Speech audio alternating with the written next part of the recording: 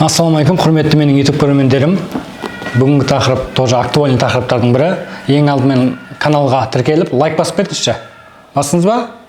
Ендеше бастаймыз.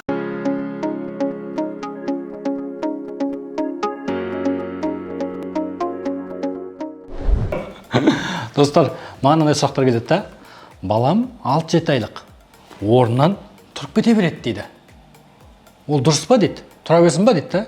Жоқ, дұрыс емес. 6-7 айында тұрып кете берсе, оның пайдасы емес, зияны бар. Біріншіден, баланың ұршығы өспей қалуы мүмкін. Баланы тұрғыза берсең, қара. Уже тұрғыза берсең, ұршыққа давить етеді да, ұршық жамбасының дисплазиясына айналып кетеді. Ходунокқа отырғызып қояды біреулер, не только тұрып кету. Ходунокқа вообще отырғызбаңдар, серьезно, зиян.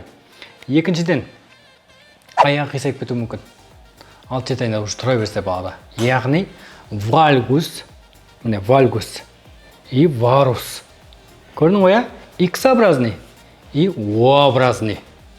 Солай қисайып кеткенін қалайсың ба? Баланың қаласаң тұрғыза бер. Де ұрысып кетсең, Короче, болмайды, 6-7 айында тұрғызуға ше. Егер өзі тұрып кете берсе, ондай жағдайда отвлекать ету керек баланы. Алда еңбектеу керек ондай кезде. 9 айында тұрып бастаса нормальный енді, 9 айында.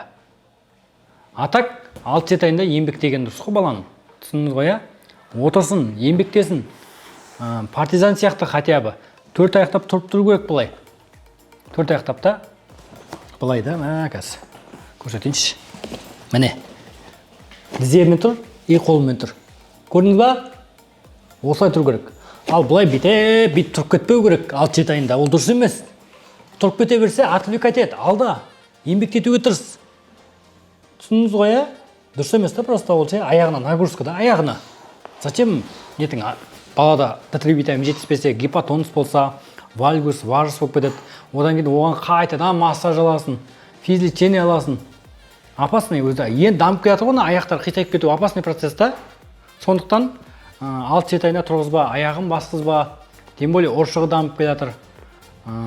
Сүйектер әлі жұмсақ қатаймаған. Түсіндіңіз ғой, сіздің балаңыз неше айында неғылды, еңбектеді. Немесе неше айында осылай тұрды, стол жағалап, стена жағалап та. Комментарийға жазып кетіңіз, оқимын.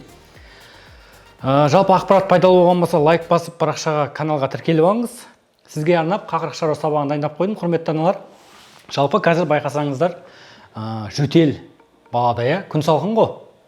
Жөтел қырылдайды мына жері. Өкпесі сырылдап тұрады. Оған антибиотик береді, больницаға жатқызады. Оны зачем? Қақырық келіп тұрма? Шығарып таста қолыңмен тарс еткізіп. Өзінің жасау әдістері бар. Менің сабағымды көріп, қаншама аналар өз баласының қақырығын өзі шығарып жатыр. Ешқандай больницаға жатқызбай-ақ. Сол қақырық шығарғаннан кейін жөтел де азайып күшті болып, жөтелі кетіп қалды деп жатыр қаншама аналар. Ол сабақты алу үшін экранда көрсетілген номерге 3000 теңге аударып жіберіңіз. Каспийде, Халықбанкте, осы нөмірде и WhatsAppта. WhatsAppқа чегіп жіберсеңіз, сіз сразу сабаққа қосып қоямын. Шынымен өзіңіздің балаңыз үшін ешқандай қорқатын түгі жоқ. Кәдімгі бір жасағаннан мен сабағыма қарап шығара аласыз. Келесі сабақта жолыққанша.